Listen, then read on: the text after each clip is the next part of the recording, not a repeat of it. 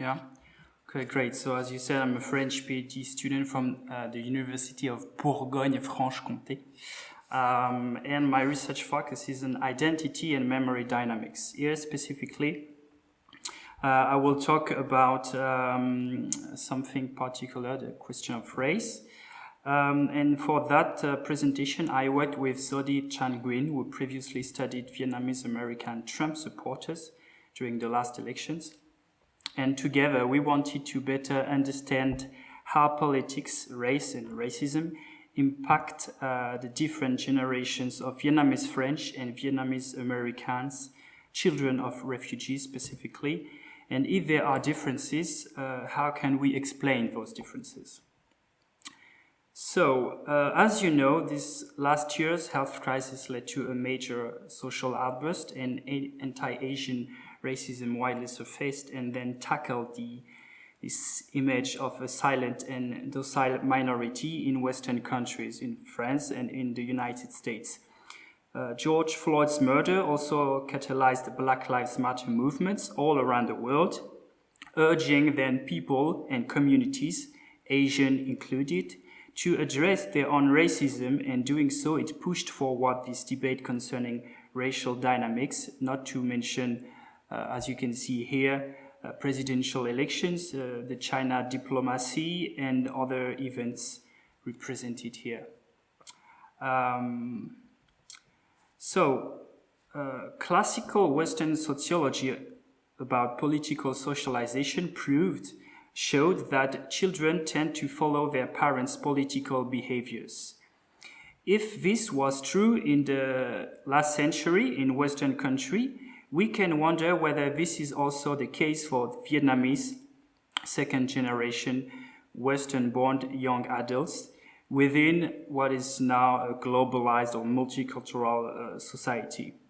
And because of that particular context, we decided to focus on race-related topics when concerning politics, and also because we think that, as we will show, this reveals the more complex and general vision of politics one can have.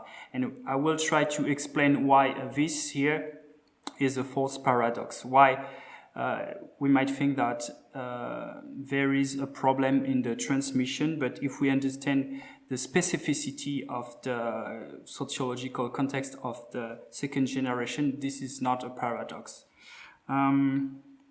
Because like the theory about political transmission cannot apply to that context.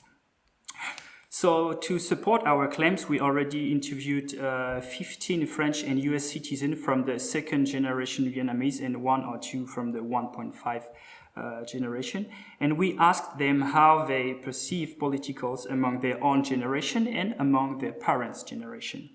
Some ideas were mostly shared by the majority of French and US participants, and this is what we are going to speak about now, even if we have to keep in mind that there are some differences and the contexts are different. This picture here of this lady wearing the flag of Republic of South Vietnam tied to her neck illustrates well the stereotypical first-generation refugee Vietnamese American that is anti-communist, conservative, pro-Trump, and mostly because Trump is anti-communist, who cares mostly about making money and not paying taxes, and who still keeps a strong anti-Chinese sentiment, also because they are anti-communist. And they will hold racist opinions about other minorities, mostly black people. So this is how the second generation view their parents' generation.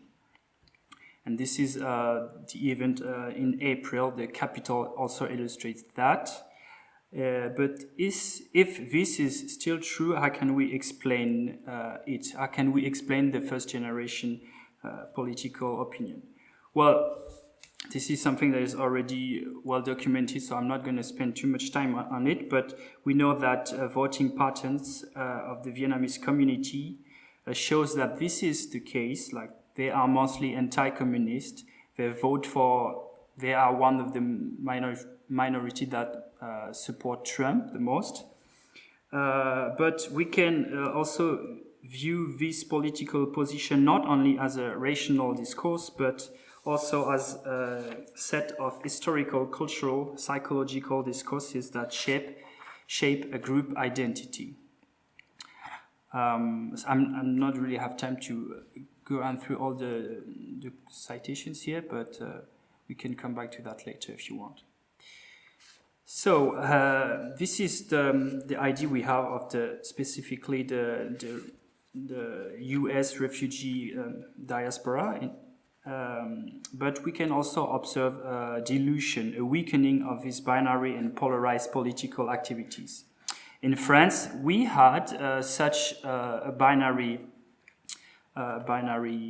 opposition, but now the pro and anti-government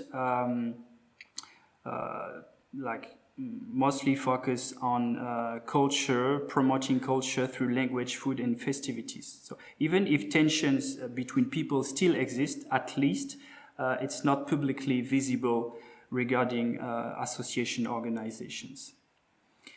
Well, so now, if we try to understand what are the factors that affect this political transmission between generations, I think the thing that will come up the most is being silent, not speaking, keeping the face. And this is illustrated here with the short movie documentary from Cao Lingwing that explores this aspect of trauma and silence between generations.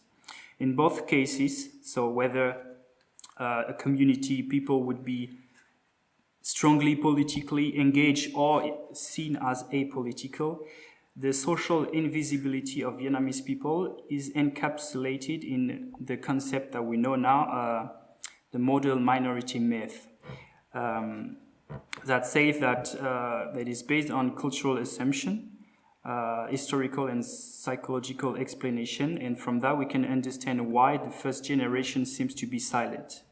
And this silence will have a negative effect on the political transmission, as I already said. So when we talk about Confucian tradition, this is so not to show emotions, but we have also the trauma of the past, or the embodied habit not to take a side to survive, like what the first generation experienced during the war. There's also the desire to forget, the desire to move on. There's also the language barrier or the disinterest for debates, because the community, the first generation, won't feel concerned by. They will also rely on social organizations on different level, on a more local, community-based or even transnational network. And all of that can explain why also the first generation kind of embrace or at least see the model minority as something that is an integration strategy. But in return, this model minority nourishes a hierarchy of ethnic groups, with the white on top, Asian then, brown and black people on the bottom. And that could explain also why this nourishes the racism among the Asian communities. But this is still challenged mostly by the new generations. So we already mentioned cultural mindset and language barrier, but I would like also here to show you what one of our respondents share. So this moment, this memory that he shared illustrates this ambiguity between a desire for transmission of political values from the parents that will be in the end perceived as a moral value, what's good and what's wrong. So if I just stop here, he shared that he decided to do a country report about Vietnam as he was a kid. He said, I put the Vietnam flag on the paper. My mom comes in like, what flag is that? And I was like, yeah, the Vietnam flag. And she was like, that's not our flag. And so I was like, oh, okay. So the first flag, the flag he refers to is the communist flag, and her mom denied it. But in that moment, we see that You will learn what are the taboos, what is wrong, what is bad, what are the symbols, the norms you have to follow. But as a kid, you won't see it as a political behavior, as a political opinion. But still, this will influence your behavior. So this is what I'm trying to symbolize here. The political contents made out of opinion, historical facts, narratives, cultural references will be passed on through the lens of moral values. And this is also an explanation of why it weakens the political transmission. And of course, this is also well documented. What I call the double socialization is confusing for the people with two cultural background, and this is also what Hung illustrated with a presentation with the different stage of identity construction. So I won't spend too much time on that. And now, so many scholars explain the gap between first and second generations with assimilation or acculturation, and the will to move on from the past of war. But this is, according to me, not enough.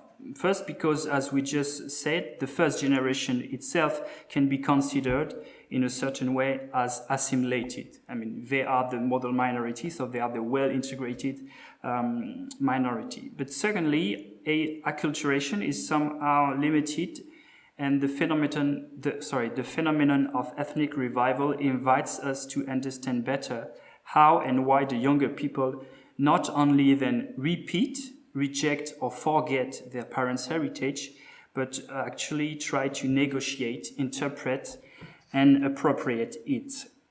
There are so a lot of factors that affect negatively political transmission between these generations. But this legacy, what is passed on, will also be complemented to serve new narratives, and this is what I will try to show now.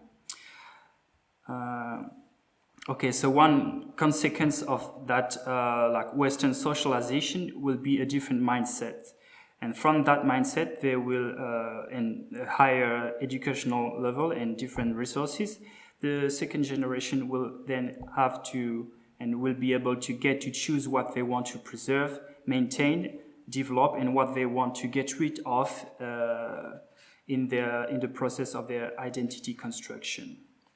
Because their ties to Vietnam are more cultural and less political, less sensitive, some aspects of Confucian values, such as family respect or care for elders, will be seen as positive, whereas an outdated vision of women and gender roles will be abandoned. Aware of their relative privilege as the successful minority, they will then use it to denounce its weaknesses and limits, and especially about race. In a word, this negotiation is a quest for harmonizing multiple heritage in order to respond to contemporary issues, the issues that you can see here. So on one side, they want to honor their heritage, their parents' experience, and promote their culture and community. But on the other side, they are very conscious about contemporary issues, and they will try to fit their cultural heritage with their modern progressive views on climate, social and racial justice. They then inherit values, so all these values, the stories, the symbols and practices, memories they inherit, they will use them to build their own and different narrative. And they will then try to establish a dialogue, open a dialogue, and try to educate their parents about mainstream media, gender and race issues. So as you can see here, one example of the video of a second generation sharing a discussion with her father. Because they mostly believe that if we talk about racism, this comes from a lack of knowledge, lack of information, or misconception that can be solved and dealt with dialogue. Also because, as scholars mentioned, maintaining good family relationships prevails upon political belonging. We can think that this aspect is even more true with Asian families. I mean that it's important for second generation, even if they don't share the same political opinions, they will try to maintain like family relationships. And it can be hard, and actually there's a group on Facebook I just discovered that is called Asian Children of Republicans, and it's a support group for people who have like conservative parents. So this will lead us to what I will call here the act of unfolding the multi-layered historical legacy, where a better understanding of the past informs contemporary politicals, but also reciprocally.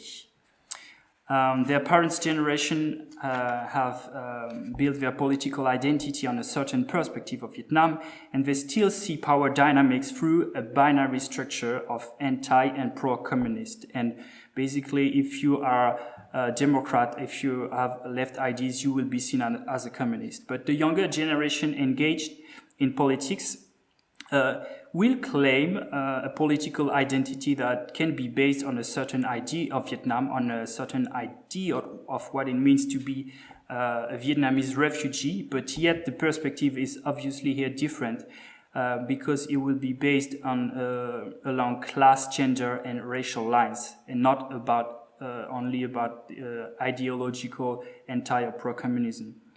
And because their experience is different, and because they don't really believe on these all binary political lines, they will see history from a different point of view. As you can see here, like the political and academical framework of post-colonial or decolonial studies has already diffused through society some ideas and offered broader narratives for individuals who place themselves not only then in their family trajectory, in their like political heritage, but they also place them as parts of an intricate global multi-layered structure, retracing, for example, this historical inter-ethnic solidarity that you can see here.